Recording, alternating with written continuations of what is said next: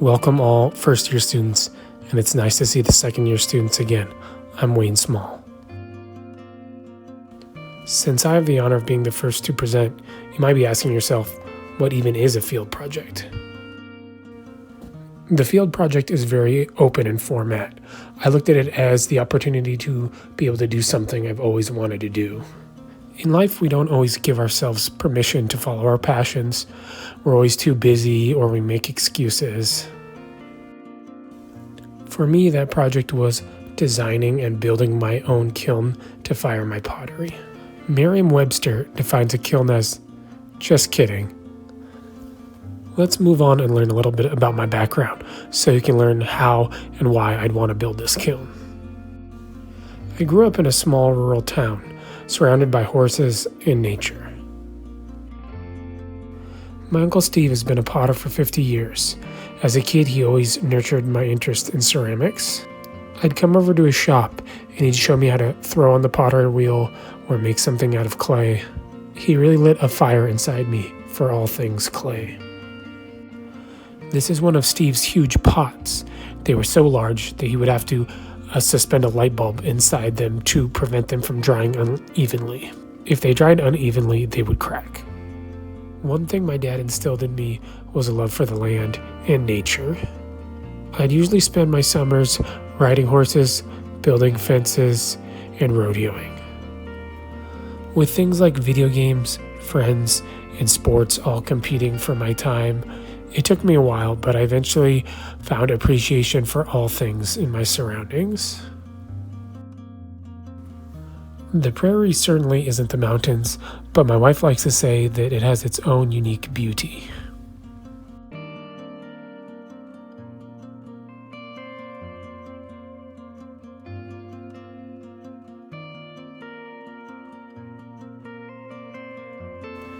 After college, it was very difficult to find a job teaching art in my area. I ended up having to ride 10 horses a day just to make ends meet, until one day I landed a job making cups at Cold Mountain Pottery. I worked there for over 5 years with 2 other potters. Before we closed the doors, we had made over 14,000 mugs in the last year. My other mentor was the owner of Cold Mountain Pottery, Jim Morrison. Jim had lived in Japan in the 1970s, where he learned to make pottery and build kilns. I learned far more working for him in the pottery than taking ceramics classes in college. Jim lent me a book called Pioneer Pottery by Michael Cardew. Cardew traveled to Africa to make pottery. In a new place, he was unable to find his familiar materials that he used to make his work. The book is about how to source your own local materials to make pottery. The book made me look at my own surroundings and what I could do around the ranch. I found my own hills of clay that I could slake down into mud to make pottery.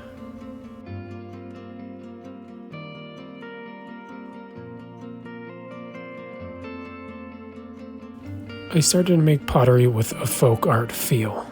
These pieces were literally made from Montana, and they reflected that aesthetically. They were literally pieces of Montana. I also appreciated their reference to sustainability. I didn't have to ship materials from all around the country just to make pottery. My work finally started to feel authentic to me and representative of experiences I've had and lived.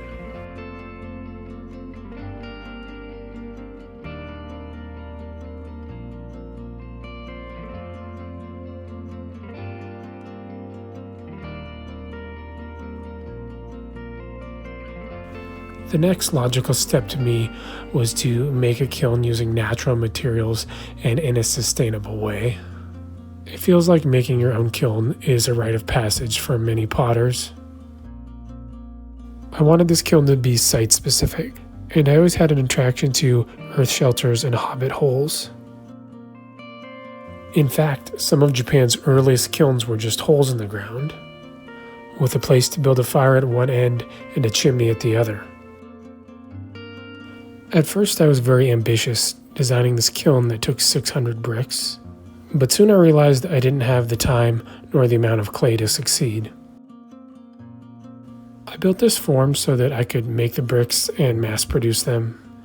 After trial and error, I discovered that the clay needed to be a more tooth-based consistency to hold its shape after pulling the mold up. In January of this year, more problems developed. My parents called to tell me that they were selling the land in which I used to harvest my clay. This caused somewhat of an artist identity crisis inside of me. I had defined who I was as a potter by the clay and this place. I didn't know if my work would have the same meaning or impact without it. I really didn't blame my parents. After all, they were both in retirement. Both of their parents did the same thing in that they sold their family ranches as they got older. However, on the positive side, there was some property that was adjacent to my current house that was for sale. My parents offered to buy it, and the deal was struck. But setback after setback pushed the closing date all the way back till May. My field project was coming down to the wire. Finally, the land passed to us, and it was time to prep it for building the kiln. I dried out 100 bricks in what proved to be a very wet spring. Then I built this form to stack my bricks on out of masonite and scrap wood. I began to use my tractor to prep the site. I used my bucket to make sure that the area was nice and level.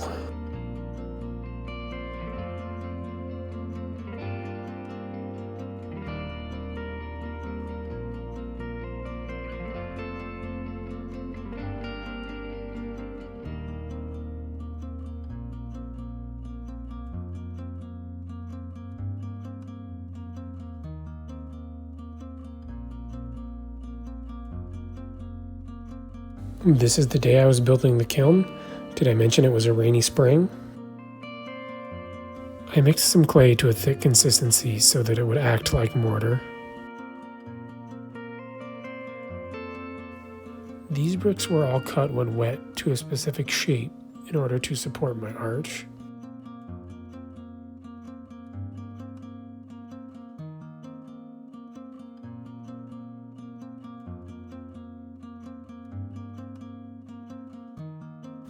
Building a kiln out of handmade bricks was difficult. In many ways, it was like putting together a jigsaw puzzle. Each brick was individual and sometimes needed to be shaved down in order to fit, or I just needed to find a different brick that fit better.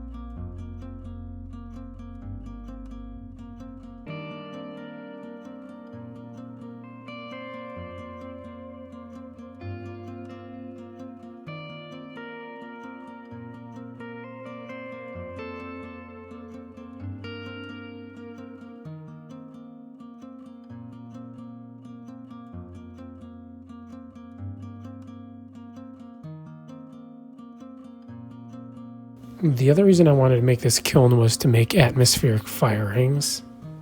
The type of effects you get from salt, wood, and soda are really beautiful. I always appreciated the pebbly salt orange peel textures and drippy wood ashes that my uncle would get in his pottery. All glazes are made out of 3 things: alumina, silica, and flux. Clay already has alumina and silica in it, but it melts at very high temperatures. Thus, a flux is needed to melt those 2 materials.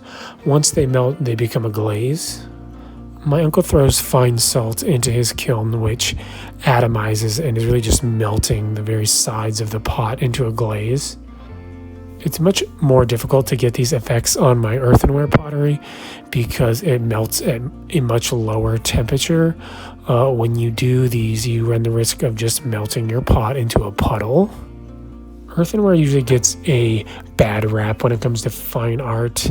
The reason is because when people think of earthenware, they generally are thinking of orange terracotta pots. With this firing, I was hoping to change the surface texture of my pots and get more of the wood, ash, and soda textures that lends a rustic aesthetic to your wares.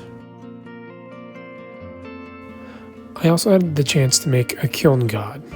Like most things in ceramics, it started out as an Eastern tradition, but is recognized by most Western potters. Because firings are very luck-based and have a lot of chance involved, kiln gods are used to watch over the firing process. Anything from weather to humidity to rain can really affect your firing. Here I'm candling the kiln. During candling, a small flame is used to preheat the chamber. This usually prevents things from exploding in your kiln. Because my bricks are still clay, I went ahead and candled for a whole hour.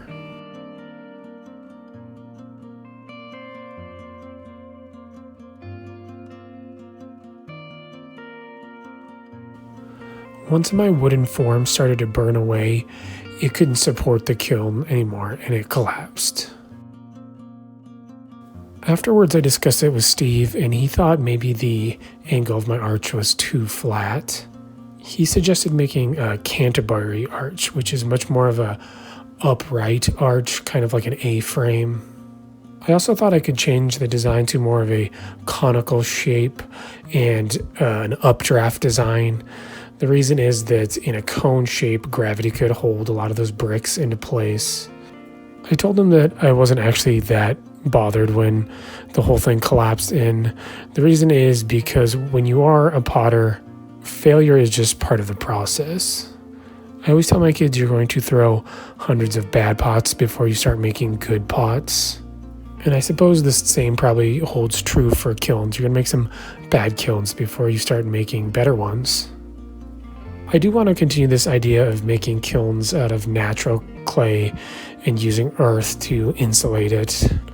I think I'm just going to improve my design for the future.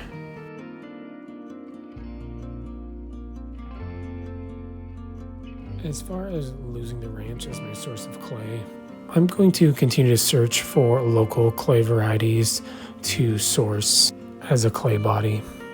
The process that I go through has never been easy. The difficulty and lengths I go through to make my work is part of what makes it interesting. If I have to go on a quest to add different types, I think it's just going to add to that story. After this project, I think it's solidified the idea in my head that I want to continue looking for local clays, sustainability, and just working with nature to make folk art.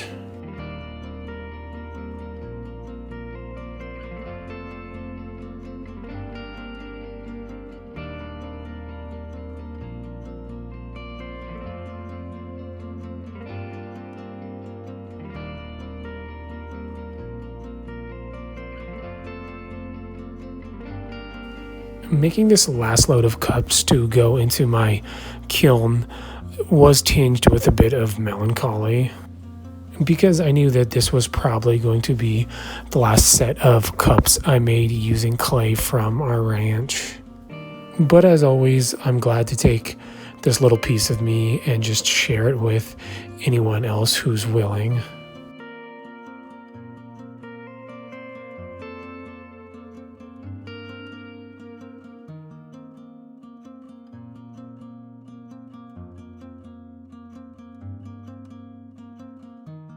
Lastly, I realized I did have one bit of success at the end of the project.